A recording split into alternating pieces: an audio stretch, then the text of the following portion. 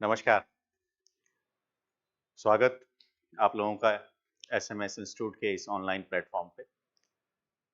भारतीय इतिहास के महत्वपूर्ण प्रश्न की इस कड़ी में आज मैं आपके लिए और भी महत्वपूर्ण प्रश्न लेकर आया हूं जो आपके परीक्षा में आपके लिए उपयोगी सिद्ध होंगे। चलिए, खुशी में एक बार नमस्ते डियर गुरु जी, आपको बहुत बहुत नमस्कार। प्रतीक्षा, आपको भी नमस्कार, गुड इवनिंग। सभी को मेरा नमस्कार। हमारे फर्स्ट ग्रेड शिक्षक भर्ती परीक्षा इतिहास विषय का ऑनलाइन सिलेबस जल्दी, बिल्कुल खुशी जी, आपका मैसेज मिल चुका था मुझे और जल्दी ही नेक्स्ट वीक आपको चीज़ें क्लियर करा दी जाएगी, यानी कि कोर्स मिल जाएगा, घबराइए मत। और फटाफट लोग जो भी हैं जल्दी से आ जाइए, शुरुआत करते हैं हम आज। पहला प्रश्न है हमारा, भारत में पहले जिस मानव प्रतिमाओं को पूजा गया था वह कौन सी थी? भारत में पहले जिस मानव प्रतिमाओं को पूजा गया था वह कौन सी थी? जवाब दीजिए। दो लोग, तीन लोग अभी हैं शुरुआत में, तो मैं चाहूंगा कि आप जवाब दें, फिर मैं प्रतीक्षा और खुशी आप दोनों ही चाहे गलत जवाब दे दें, कोई दिक्कत नहीं है, फिर हम आगे बढ़ते हैं आंसर जानने के बाद।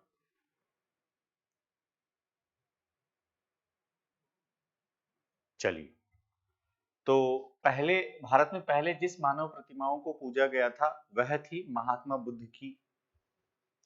याद रखिएगा, ज्योति बिल्कुल सही सा जवाब है। खुशी, आपका भी सही जवाब है और मैंने भी सही जवाब ही दिया है।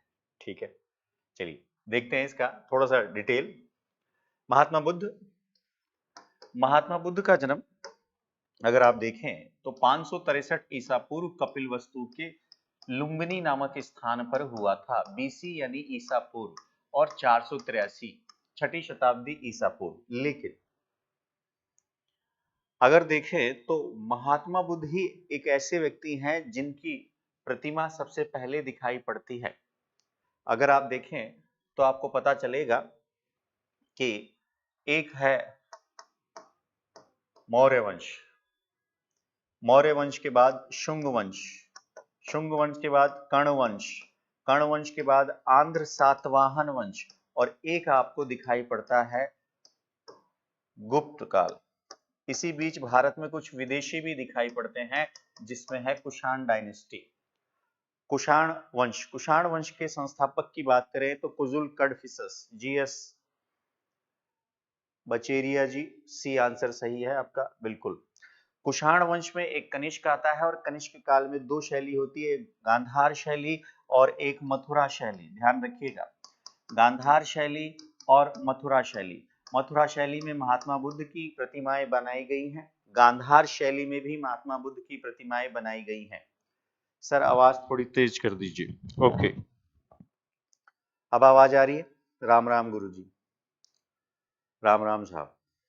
देखिए, कुषाण काल, कुषाण काल में दो शैली, गांधार शैली और मथुरा शैली।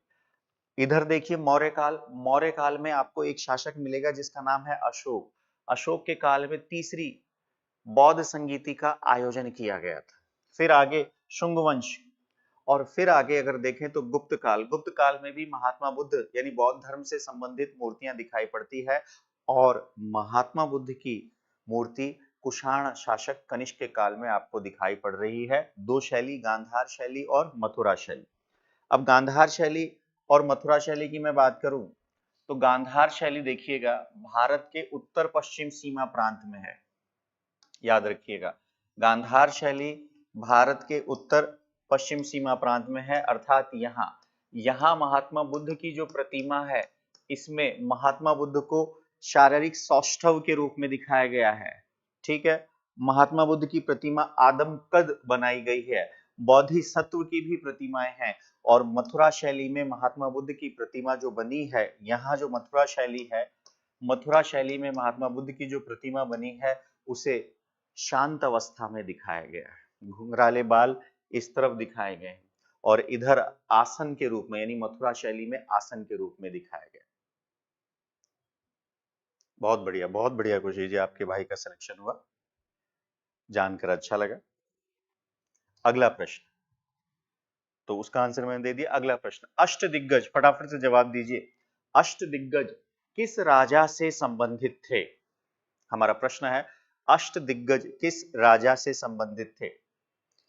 गोविंद जी, आंसर बी, कृष्णदेव। बहुत बढ़िया, आगे बढ़ते हैं और लोगों के आंसर। जो आंसर नहीं देगा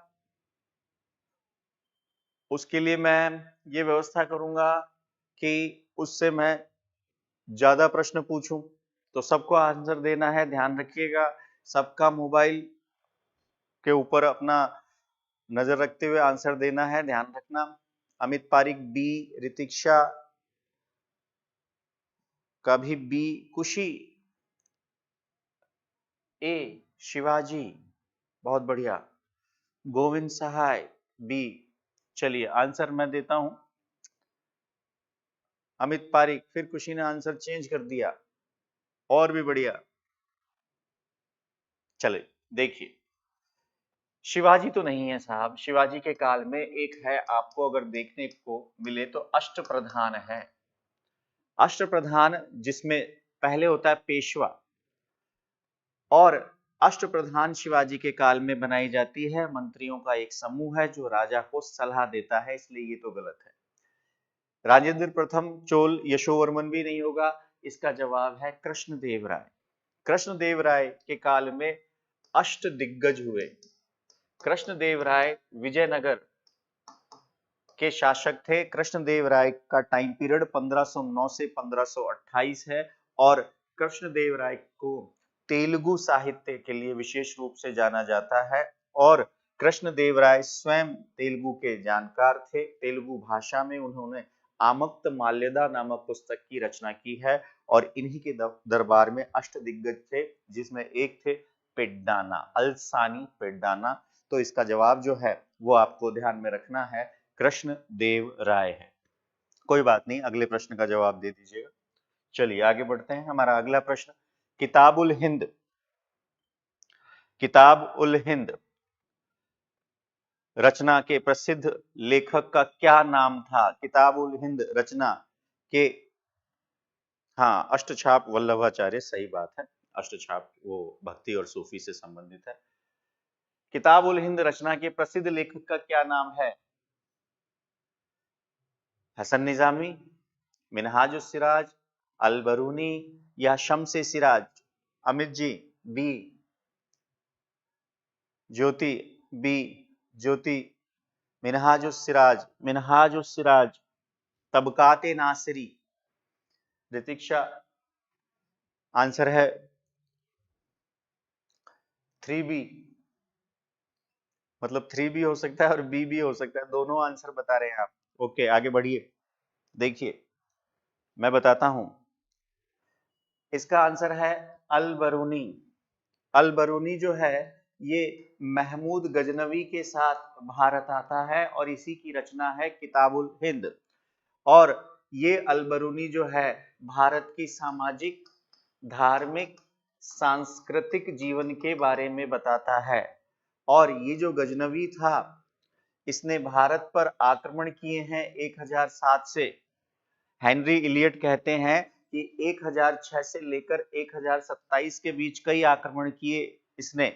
और गजनवी के काल में अलबरूनी हुआ, और अलबरूनी की जो ये पुस्तक है किताबुल हिंद, किताबुल हिंद, ये जो है ये एक प्रकार से देखा जाए तो भारत के राजनीतिक, सामाजिक, धार्मिक व सांस्कृतिक जीवन के बारे में बताती है, और अरबी भाषा, याद रखिएगा, अरबी भाषा में है। तो इसका आंसर सी। गलत हो गया, कोई बात नहीं, गलत हो गया तो आगे बढ़ते हैं अगले प्रश्न की ओर।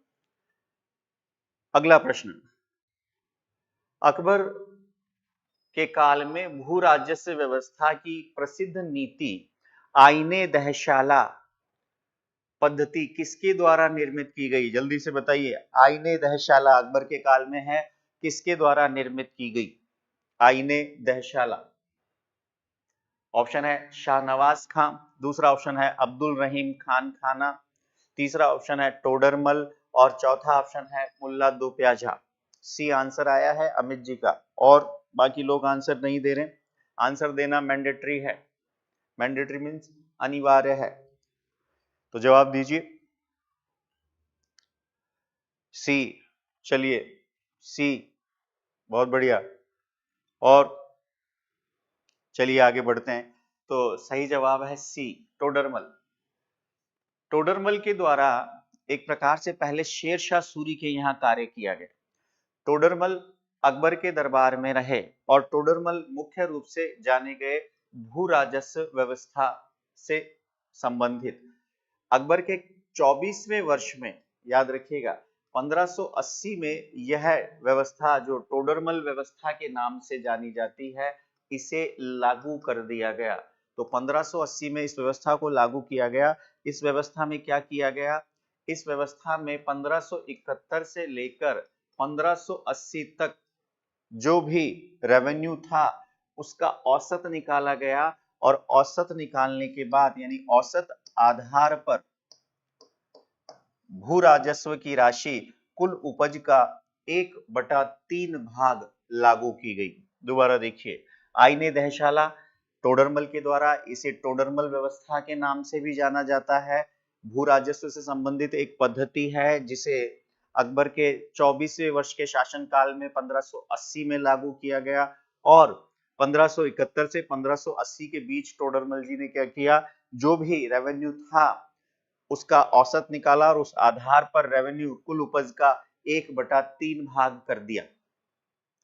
तो इसे ही कहते हैं टोडरमल व्यवस्था। खुश, बहुत बढ़िया। चलिए आगे बढ़ते हैं। अगला प्रश्न, निम्नलिखित अभिलेखों में से किस लेख में अशोक का नाम उल्लिखित है? अर्थात कौन सा अभिलेख है?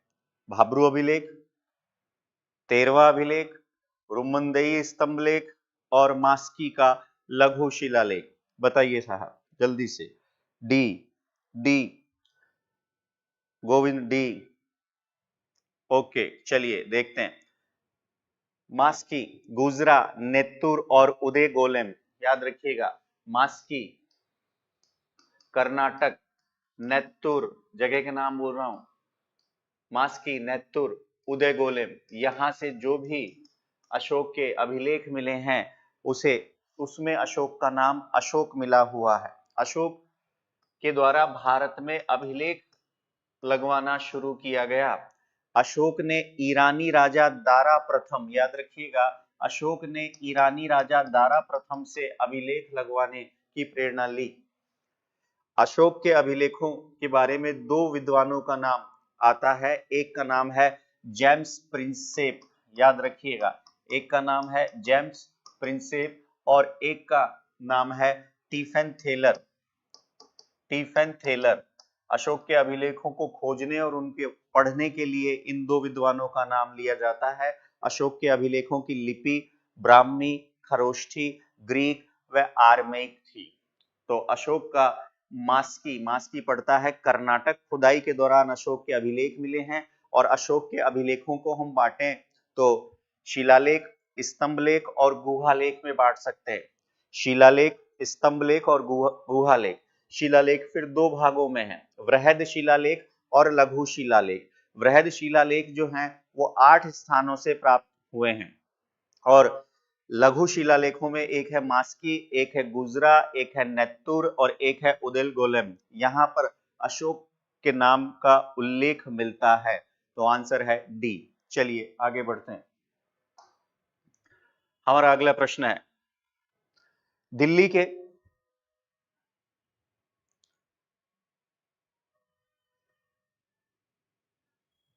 के सुल्तान जो दान दक्षिणा के बारे में काफी ध्यान रखता था और इसके लिए एक विभाग दीवाने खैरात भी स्थापित किया था, वह कौन था? वह कौन था? इल्तुतमिश, फिरोज तुगलक, गयासुद्दीन और बहलोल लोदी। अब कुछ लोग जाग रहे हैं। सर एक कूना, इसको सही लिखिए, शब्द समझ में नहीं आ रहा है क्या लिखा है, किससे संबंधित है उसके बारे में मैं बताऊंगा। इसके बारे में 3-4 चीजें मिलती है।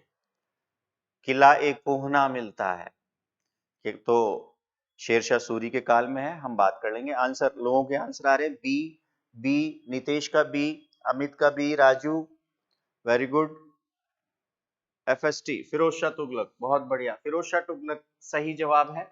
फिरोज शाह तुगलक का टाइम पीरियड क्या है? तो फिरोज शाह तुगलक का टाइम पीरियड है 1351 से 1388। दिल्ली सल्तनत का अकबर कहते हैं इसको। दीवाने बंदगान, दीवाने खैरात, दीवाने इश्तिहाक जैसे विभाग इसके द्वारा स्थापित किए गए। दीवाने बंदगान और दीवाने खैरात, ये ध्यान रखिएगा। दूसरी चीज, फिरोज शाह तुगलक के द्वारा जौनपुर की स्थापना की गई। फिरोज शाह तुगलक की अगर बात करें तो फिरोज शाह तुगलक ने नहरों का निर्माण कराया और इसने 4 प्रकार के कर लिए, एक जजिया, एक जकात, एक खम्स और एक खराज। जजिया, जकात, खम्स और खराज। जजिया गैर मुसलमानों से सैनिक सेवा के बदले लिया जाने वाला शुल्क। दूसरा जकात, जकात एक प्रकार में से है दान। खम्स लूट में प्राप्त की गई राशि। खराज एक प्रकार का भू राजस्व। तो याद रखिएगा, शरीयत के अनुसार टैक्स लेने वाला शासक था फिरोज शाह तुगलक और फिरोज शाह तुगलक ने शरीयत को आधार बनाकर काम करना शुरू किया। 4 प्रकार के कर लिए, जजिया, जकात, खम्स, खराज। और इसी फिरोज शाह तुगलक के बाद अगर आप देखेंगे तो दिल्ली सल्तनत की स्थिति खराब होने लगेगी।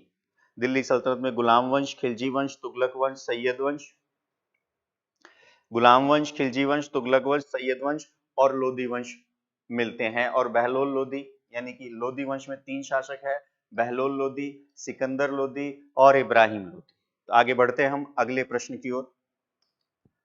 अगला प्रश्न, निम्नलिखित में से किस व्यक्ति ने सर्वप्रथम स्वराज शब्द का प्रयोग किया? स्वराज शब्द का प्रयोग किया और हिंदी को राष्ट्रभाषा माना। फटाफट से। व्हाइट मैन बर्डन थ्योरी के बारे में, श्वेत नस्ल का भार सिद्धांत है, इसके बारे में मैं आधुनिक भारत में चर्चा करूंगा। थोड़ा सा आपको मैं इतना सा बता देता हूं कि अंग्रेज इस थ्योरी के माध्यम से ये कहना चाहते हैं कि हमें ईश्वर ने भेजा है काले लोगों को सभ्य बनाने के लिए। तो श्वेत नस्ल का भार कहते हैं। मैं प्रश्न में आऊंगा और आपको विस्तार से बताऊंगा। आंसर आ रहा है कुशी मेघवाल, स्वामी दयानंद सरस्वती, बहुत बढ़िया। गोविंद जी बी, फिर बी, ज्योति बी। देखिए सही जवाब स्वामी दयानंद सरस्वती। स्वामी जी का जन्म 1824 गुजरात के टंकारा नामक स्थान पर हुआ है। हाँ, रुडयार्ड किपलिंग के द्वारा दी गई है। मैंने बताया आपको कि अच्छा आप दूसरे हैं, मैं सोचा वही पूछ रहे हैं। हाँ, तो कोई दिक्कत वाली बात नहीं है। मैंने जैसा आपको बता दिया, श्वेत नस्ल का भार आरएस मेंस में पूछा गया था। दयानंद सरस्वती, दयानंद सरस्वती का जन्म 1824 गुजरात के टंकारा नामक स्थान पर हुआ।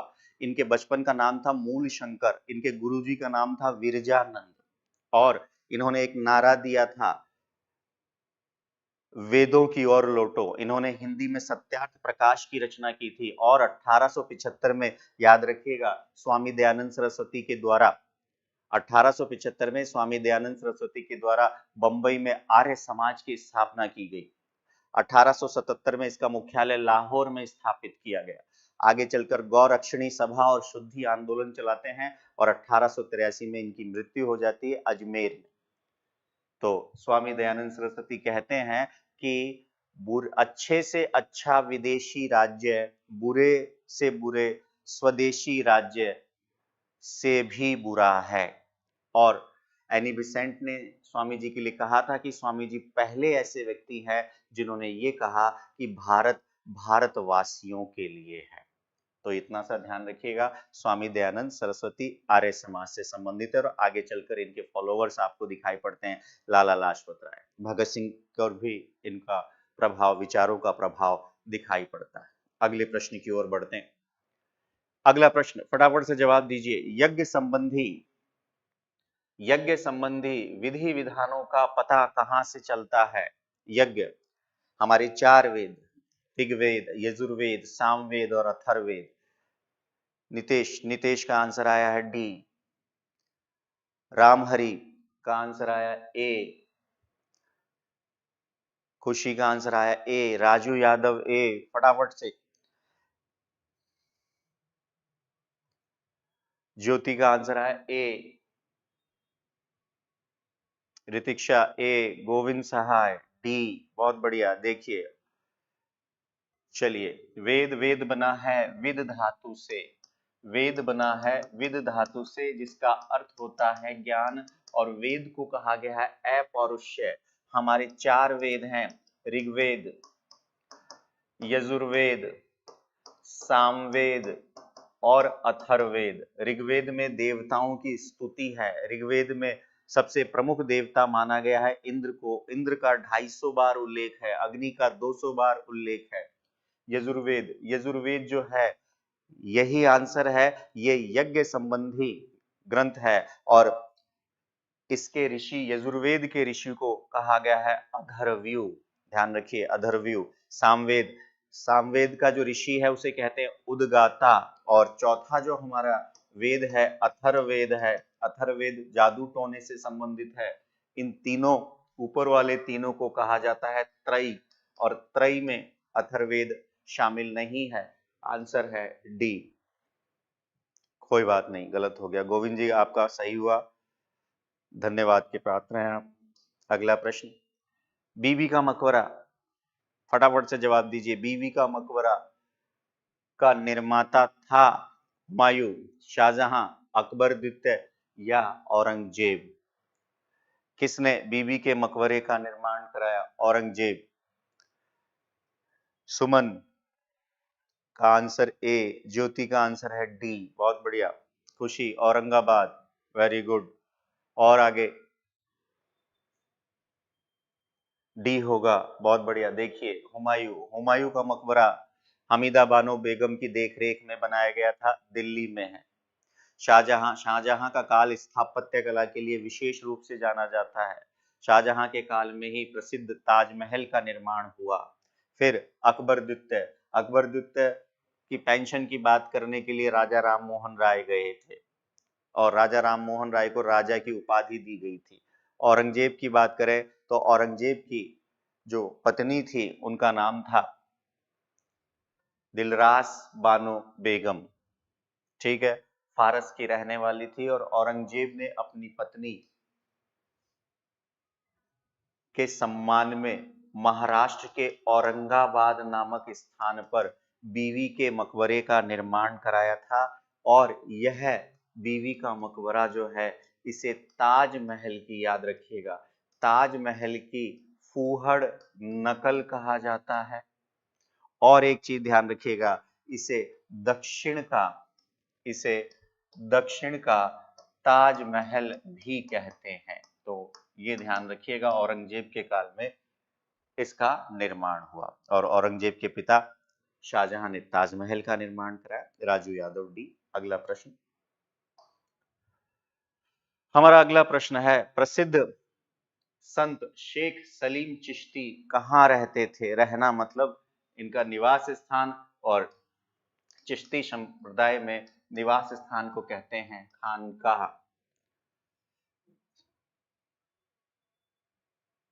दिस मैं भी। ज्योति, आपका आंसर है बी, अजमेर में रहते थे। नीतीश, अजमेर में रहते थे। दिस का आंसर है, बोले दिल्ली में रहते थे। राजू, राजू यादव जी कहते हैं नहीं साहब, ये तो फतेहपुर सीकरी में रहते थे, फतेहपुर सीकरी। ज्योति, सॉरी सर सी, तो पहले कुछ और जवाब दिया था ज्योति ने। चलिए बहुत बढ़िया।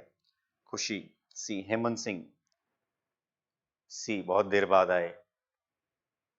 और चलिए देखते हैं इसका आंसर, इसका आंसर है फतेहपुर सीकरी। देखिए, एक चिश्ती संप्रदाय है, चिश्ती यानी कि सूफी का एक संप्रदाय है।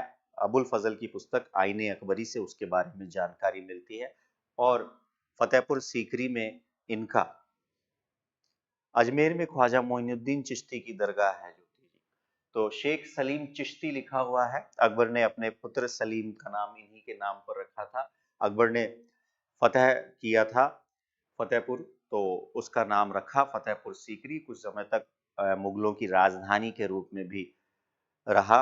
हाँ, गुरु को साहब बिल्कुल सही कहा है नितेश जी आपने। गुरु को तो कहते थे पीर और शिष्य को कहा जाता था मुरीद।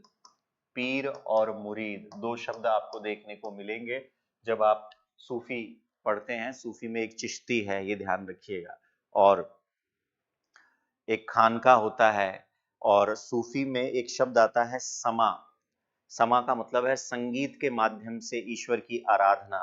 एक आता है फना। फना का मतलब होता है विलीन हो जाना। तो सूफी संतों में थे ख्वाजा मोइनुद्दीन चिश्ती। ख्वाजा मोइनुद्दीन चिश्ती की खानका थी अजमेर में। एक थे हमीमुद्दीन नागौरी, उनकी खानका है नागौर में। कृषि यानी के अपना जीवन चलाते थे। एक बाबा फरीद हुए, एक अगर देखें तो निजामुद्दीन औलिया हुए, ठीक है। और बाबा फरीद के जो उपदेश हैं वो गुरु ग्रंथ साहिब में भी शामिल किए गए, और इसी चिश्ती संप्रदाय से संबंधित थे शेख सलीम चिश्ती। चलिए अगले प्रश्न की ओर।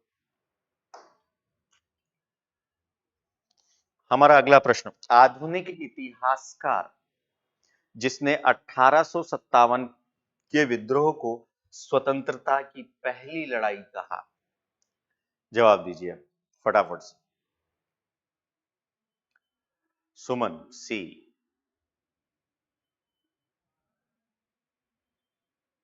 खुशी सी, और जवाब सबको देना है,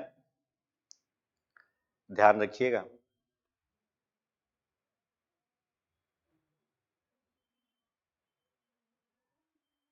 जवाब नहीं आ रहे हैं आप लोगों के, बाकी कहाँ गए? हेमंत जी, राजू सी। चलिए देखिए, आरसी मजूमदार की पुस्तक का नाम है the sepoy mutiny and the revolt of 1857। Sepoy mutiny and the revolt of 1857। S N Sen की पुस्तक का नाम है 1857। वीडी सावरकर ने अपनी पुस्तक का नाम रखा भारत का प्रथम स्वतंत्रता संग्राम। मैं तो सेकंड ग्रेड से हूं, जो आता है उसका जवाब दे देता हूं। बहुत बढ़िया, सेकंड ग्रेड में भी पूछा जाता है, सेकंड ग्रेड के जीके में लिखा हुआ है, ध्यान रखिए। और अशोक मेहता की पुस्तक का नाम है 1857 ए ग्रेट रेबेलियन। तो ये थे जो व्यक्ति जिनका नाम है वीडी सावरकर, विनायक दामोदर सावरकर। और विनायक दामोदर सावरकर को गिरफ्तार किया गया था अंग्रेजी सरकार के द्वारा, और इन्हें सेलुलर जेल में रखा गया, काले पानी की सजा दी गई थी। ये भी ध्यान रखने की आवश्यकता है। और इन्होंने 10 मई 1908 के दिन को गदर दिवस के रूप में मनाने का निर्णय लिया, और एक इंग्लैंड में इंडिया हाउस जिसका संचालन श्याम जी कृष्ण वर्मा के द्वारा किया जा रहा था, उनके साथ इन्हें कार्य करने का मौका भी मिला था। तो इसका आंसर है वीडी सावरकर। अगले प्रश्न की ओर बढ़ते हैं।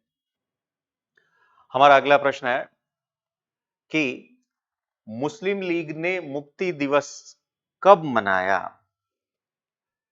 पहला ऑप्शन है 1939, दूसरा ऑप्शन है 1942, तीसरा ऑप्शन है 1946 और चौथा ऑप्शन है 1947।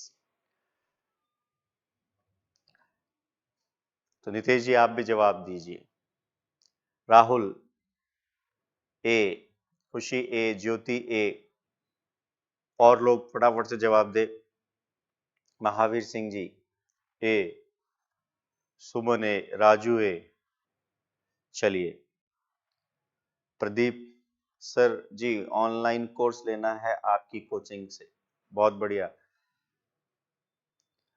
जीके का लेना है कि सब्जेक्ट का लेना है? किरण 1939, फिर दीपक 1939, बहुत बढ़िया। देखिए समझाता हूं। भारत में ब्रिटिश भारत, और ब्रिटिश भारत में प्रांतों की संख्या थी 11। इन 11 में चुनाव कराए गए थे, और ये चुनाव संपन्न हुए थे 1937 में। तो चुनाव जो हुए, इन चुनावों में कांग्रेस और लीग प्रमुख पार्टी के रूप में थी। हालांकि यूनियनिस्ट पार्टी भी थी, कांग्रेस और लीग प्रमुख पार्टी के रूप में थी। कांग्रेस को सर्वाधिक सीटें मिली, 8 स्थानों पर कांग्रेस पावर में रही।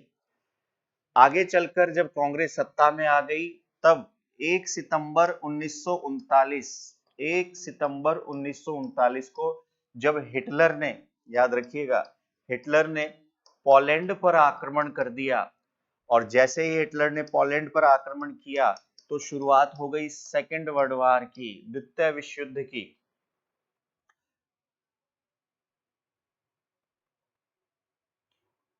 सेकेंड वर्ल्ड वॉर की शुरुआत हो गई। जैसे ही सेकेंड वर्ल्ड वॉर की शुरुआत हुई तो अंग्रेजी सरकार ने कहा कि जिस तरह प्रथम विश्व युद्ध के दौरान भारत भी अंग्रेजों के साथ था, इस बार भी भारत अंग्रेजों के साथ ही रहेगा। तब कांग्रेस के मंत्रियों ने कहा अंग्रेजी सरकार को कि हमसे पूछा नहीं और हमें जनता ने चुनकर भेजा है, हम शासन चला रहे हैं, हालांकि आपके कंट्रोल में चला रहे हैं, लेकिन जनता ने हमें चुना है एक प्रकार से, तो कम से कम हमसे पूछते नहीं तो हमें बता तो देते। और इसी वजह से कांग्रेस के द्वारा इस्तीफा दे दिया गया। और जैसे ही कांग्रेस ने इस्तीफा दिया तो सबसे ज्यादा खुशी हुई मुस्लिम लीग को, और मुस्लिम लीग के द्वारा 22 दिसंबर, याद रखिएगा जो लिखा है स्टूडेंट ने, 22 दिसंबर 1939 को मुक्ति दिवस के रूप में मनाया गया। तो इसको भी ध्यान में रखने की आवश्यकता है। SMS इंस्टीट्यूट जयपुर, बिल्कुल SMS इंस्टीट्यूट जयपुर लिखेंगे, उसका ऐप डाउनलोड करेंगे, ठीक है, और ये जो चीजें हैं आपको ऐप में मिल जाएगी। और रही बात जो ऑनलाइन कोर्स की, तो आपने बताया नहीं प्रदीप जी कौन सा लेना है, तो उस हिसाब से नेक्स्ट वीक से जहां तक संभावना है आपको जीके के और ऑप्शनल के सारी चीजें मिल जाएंगी, कहीं कोई दिक्कत वाली बात नहीं। चलिए आगे बढ़ते हैं। अगला प्रश्न, सर इस ऐप पर आईफोन के लिए भी अवेलेबल करो ना। एसएसटी का प्रदीप जी आपको नेक्स्ट वीक, अब फीस मत पूछ लेना इस समय, ठीक है। दीपक कुमार जी कह रहे हैं कि सर इस ऐप पर आईफोन के लिए भी अवेलेबल करो ना। चलिए आपकी अर्जी भी पहुंचाई जाएगी। किसने भारतीय राष्ट्रीय कांग्रेस पर, देखिए कांग्रेस जो है इसकी स्थापना मैंने पिछले वीडियो में बताई थी 1885 में हुई। भारत का जो राष्ट्रीय आंदोलन है, नेशनल मूवमेंट है, ये राष्ट्रीय आंदोलन 3 चरणों में बटा हुआ है। पहला है उदारवादी युग, लिबरल, दूसरा है उग्रवादी यानी गरम दल, और तीसरा जो है गांधी युग है। हालांकि क्रांतिकारी युग भी आपको दिखाई पड़ेगा।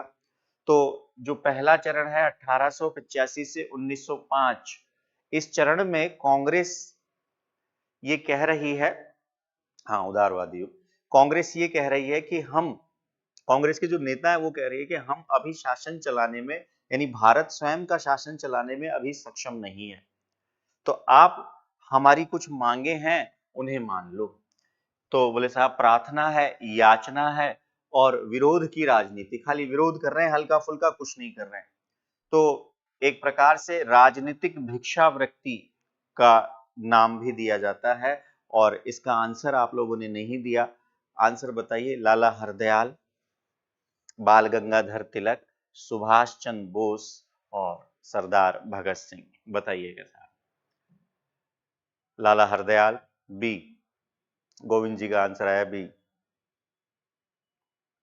दीपक जी का भी आंसर आया बी, बहुत बढ़िया। सुमन जी का आंसर आया बी, ज्योति का भी बी, नितेश का D, Raju B, Priyanka B, ठीक है लॉक कर दूं। तो अब आप ये कंप्यूटर स्क्रीन पर, मैंने मोबाइल के स्क्रीन पर लॉक कर दिया है, प्रियंका का भी बी, तो आंसर है बी, ठीक है। चलिए अगले प्रश्न की ओर बढ़ते हैं। हमारा अगला प्रश्न है, ईस्ट इंडिया कंपनी ने जहांगीर के दरबार में पहले निम्न में से किसे भेजा। ये तो मैंने अपने YouTube चैनल पर यानी कि SMS के YouTube चैनल पर भी डाल रखा है कि ईस्ट इंडिया कंपनी की स्थापना होती है 1599 में और ईस्ट इंडिया कंपनी को पूर्व के देशों के साथ व्यापार करने के लिए भेजा जाता है और पहले असफल हो जाते हैं, फिर अकबर के नाम लेटर लेकर आते हैं। तो कौन है जहांगीर के दरबार में आने वाला?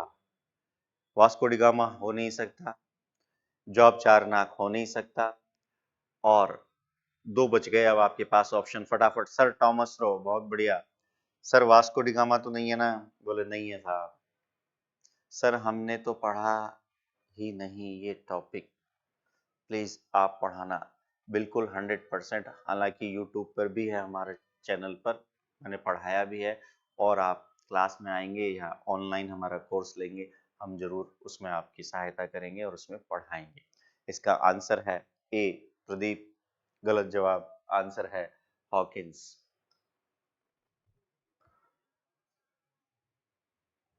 ध्यान रखिएगा, हॉकिंस और विलियम फिच याद रखिएगा। सर ऑफलाइन क्लास में पढ़ना है। सिमरन जी, आज हमने सेमिनार किया था फर्स्ट ग्रेड और सेकंड ग्रेड जीके का। कल हमने छुट्टी रखी है ईद की, ठीक है, और परसों से हम उस बैच को शुरू कर रहे हैं। तो आपको ऑफलाइन एडमिशन लेना है, आप परसों सुबह 8 बजे आइए। 8 से 10 और 10 से 12 जीके की क्लास है, और अगर आपको कोई सब्जेक्ट का लेना है तो मैं वो भी आपको बता दूंगा। फीस कितनी है सर? कितने महीने में पूरा होगा सर? सर क्या नोट्स मिलेंगे सर? क्या सर सभी टीचर अच्छा पढ़ाएंगे सर? इतने डाउट्स, इतने क्वेश्चन, बस तो फिर सोचने, ठीक है सिमरन जी, फिर तो आपको सोचने की आवश्यकता है। डाउट मत करिए, एक तो जीवन में विश्वास करना सीखिए। हम SMS इंस्टीट्यूट के मंच पर हैं, हमारा पहला दायित्व है कि आपको अच्छी शिक्षा देना जिससे कि आप सेलेक्ट हो पाए। और इतिहास उठाकर देखिए, कई विद्यार्थी सेलेक्ट हैं, तो इसलिए निश्चिंत होकर विदाउट डाउट आइए इंस्टीट्यूट, बात करिए, क्लास लीजिए 2 दिन 3 दिन, उसके बाद निर्णय लीजिए, ज़्यादा जल्दीबाजी नहीं करेंगे, ठीक है? ओके, बधाई हो आपको, आपको तो कोई टेंशन की बात ही नहीं है। फर्स्ट ग्रेड का लेना है आपको, वर्ड हिस्ट्री में ही पढ़ाऊंगा, ancient medieval modern word history में ही पढ़ाऊंगा, कोई दिक्कत वाली बात नहीं। आगे बढ़ते हैं। गांधी जी के सिद्धांत के अनुसार, बहुत अच्छी तरह से पढ़ना है सबको इस सवाल। गांधी जी के सिद्धांत के अनुसार निम्न में से कौन सा एक कथन सही नहीं है? कॉन्सेप्ट का प्रश्न है। पहला ऑप्शन है सत्याग्रही का उद्देश्य शत्रु को पराजित करना है। दूसरा है सत्याग्रही का शस्त्र अहिंसा है। तीसरा है सत्याग्रही को अपने संकल्प में दृढ़ विश्वास होना चाहिए। और चौथा है सत्याग्रही को विरोधियों के प्रति द्वेष भाव नहीं रखना चाहिए। कॉन्सेप्ट है, गांधी जी ने सत्याग्रह किया, सत्याग्रह इनका टूल था। सत्याग्रह मतलब सत्य के लिए आग्रह, स्वयं को कष्ट देकर विरोधी की आत्मा में परिवर्तन करना ही सत्याग्रह कहलाता है। और गांधी जी ने एक आंदोलन चलाया जिसका नाम था असहयोग आंदोलन। गांधी जी ने एक आंदोलन चलाया जिसका नाम था सविनय अवज्ञा आंदोलन। गांधी जी ने रॉलेट एक्ट के विरुद्ध हड़ताल का आयोजन किया और गांधी जी लगातार उपवास भी किया करते थे, तो सत्याग्रह किया करते थे। तो सत्याग्रह का शस्त्र, बिल्कुल सही बात है, अहिंसा है, तो ये तो सही है। सत्याग्रही को अपने संकल्प में दृढ़ विश्वास होना चाहिए। आप सब सत्याग्रही बन जाइए और संकल्प लीजिए कि वैकेंसी आते ही हमें पूर्ण अनुशासन और पूर्ण लगन के साथ तैयारी में जुट जाना है। तो आप भी सत्याग्रही हैं, दृढ़ संकल्प होना चाहिए। सत्याग्रही को विरोधियों के प्रति द्वेष भाव नहीं रखना चाहिए। ऐसा मत करना कि भगवान ना करे कि आपका सिलेक्शन नहीं हुआ किसी कारणवश और पड़ोसी का हो गया, तो उसके प्रति आपके मन में द्वेष की भावना, तो फिर आप सत्याग्रही नहीं हुए। इसका आंसर है पहला, सत्याग्रही का उद्देश्य शत्रु को पराजित करना, शत्रु को नहीं, शत्रु के अंदर जो मन में उसके द्वेष है उसको पराजित करना है, ध्यान रखिएगा। आइए अगले प्रश्न की ओर चलते हैं। हमारा अगला प्रश्न बहुत इजी प्रश्न है, मुझे लगता है कि सबको आना चाहिए। अरे वाह प्रदीप जी, बहुत बढ़िया। अभिज्ञान कोचिंग में मैंने कोरोना काल में पढ़ाया था, कुछ एक टॉपिक पढ़ाया था, एंशिएंट भी पढ़ाया था और मॉडर्न भी पढ़ाया था। धन्यवाद। फर्स्ट ग्रेड की कोचिंग कर रहा हूँ एसएमएस से, और मुझे हिस्ट्री आपसे पढ़नी है। एसएमएस से कर रहे हो? बहुत बढ़िया, तो बिल्कुल अभी ऑनलाइन मिल जाएगा। आंसर दीजिए। सुमन जी का आंसर बहुत बढ़िया, बी। बी बी नितेश का भी आंसर है बी। आगे बढ़ते जाइए। चलिए ज्योति बी। चलो, साबरमती नदी के संत तूने कर दिया कमाल, दे दी हमें आजादी। तो बहुत बढ़िया। तो गांधी जी का जन्म 2 अक्टूबर 1869 को गुजरात के पोरबंदर नामक स्थान पर हुआ था। गांधी का शाब्दिक अर्थ होता है पंसारी। ठीक है। दक्षिण अफ्रीका में गांधी जी ने एक नटाल कांग्रेस की स्थापना की थी और वहीं से एक इंडियन ओपिनियन नामक समाचार पत्र का प्रकाशन किया गया था। गांधी जी ने हरिजन, यंग इंडिया जैसे समाचार पत्रों का भी प्रकाशन किया। हिंद स्वराज, सत्य के साथ मेरे प्रयोग, अनासक्ति योग, सप्त महाव्रत और सुनो विद्यार्थियों नामक बुक्स की भी गांधी जी ने रचना की थी। और गांधी जी ने भारत में पहला सफल सत्याग्रह चंपारण में किया था, 3 कठिया पद्धति के खिलाफ। बहुत बढ़िया। महावीर सिंह जी का भी आंसर बी। अगला प्रश्न गलती से आ गया, राजस्थान के इतिहास से संबंधित है, कोई बात नहीं। 1773, ये भी गलत है। यहाँ पर 1773 नहीं है, 1733 है, क्योंकि तब तक तो प्रश्न से संबंधित शासक रहे ही नहीं। 1733 में जीज मोहम्मद शाही पुस्तक, जो कि नक्षत्रों से संबंधी ज्ञान से संबंधित है, उसके लेखक हैं। पहला ऑप्शन है जोधपुर के शासक जसवंत सिंह, आमेर के राजा भारमल, जयपुर के सवाई जयसिंह और उदयपुर के महाराणा अमर सिंह। जवाब दीजिए साहब, क्या जवाब है? सबने लगभग लगभग सही जवाब दे रहे हैं। और हरिजन पूना समझौते के बाद, बिल्कुल दीपक जी, पूना में गांधी और अंबेडकर के बीच समझौता हुआ था और इस समझौते के बाद गांधी जी के द्वारा अखिल भारतीय छुआछूत विरोधी लीग परिषद की स्थापना की गई थी और हरिजन नामक समाचार पत्र का भी प्रकाशन किया गया था। जयपुर के शासक सवाई जयसिंह जी को चाणक्य के नाम से भी जाना जाता है। 1700 से 1743 इन्होंने नक्षत्रों पर एक पुस्तक की रचना करी थी, जिसे हम एक प्रकार से नक्षत्र सारणी के नाम से जानते हैं, जिसकी रचना 1725 में हुई और यह मुगल बादशाह को समर्पित, तो जीज मोहम्मद शाही, मोहम्मद शाह एक शासक हैं, उनके नाम पर है और इनके द्वारा जंतर मंतर की भी स्थापना की गई थी। और जयसिंह कारिका नामक ज्योतिष पर एक ग्रंथ भी इन्होंने लिखा था। तो आंसर है सी। चलिए हमारे अगले प्रश्न की ओर बढ़ते हैं। हमारा अगला प्रश्न है म्यूजिक से।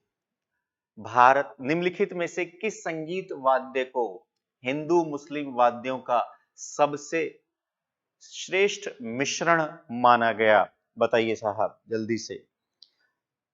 पहला ऑप्शन है वीणा, दूसरा ऑप्शन है ढोलक, तीसरा ऑप्शन है सारंगी और चौथा ऑप्शन है सितार। बताइए। ए, डी, सारंगी, डी, सी। अटकी गाड़ी कई लोगों की, बोले सर ये भी हो सकता है और ये भी हो सकता है। ज्योति डी, राजू सी। चलिए कोई बात नहीं, गाड़ी को मैं पटरी पे लाता हूं। सितार। सितार इसलिए कि वीणा और तंबूरा, वीणा प्लस तंबूरा को मिलाकर एक प्रकार से जो म्यूजिकल इंस्ट्रूमेंट बनाया गया उसे कहा है सितार। और ये जो सितार है इसकी आविष्कारक के रूप में आप अमीर खुसरो को जान सकते हैं। और आपको बताऊं कि वाद्य यंत्र की 4 श्रेणियां हैं।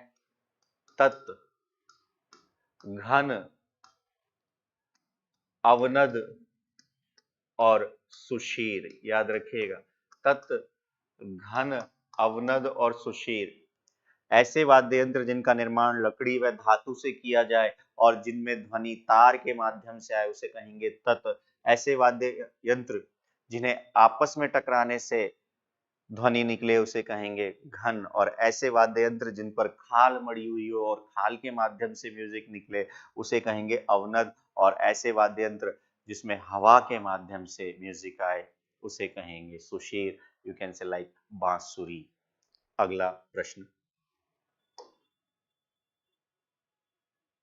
नहीं है, जहां तक मुझे भी पता था। तो ये था आज का हमारा सेशन। आशा करता हूं आप लोगों को अच्छा लगा होगा और इसी तरह से जुड़े रहिए। जल्दी हम आपके लिए टॉपिक से संबंधित कक्षाएं भी आयोजित करेंगे और फिर मिलेंगे। तब तक के लिए धन्यवाद।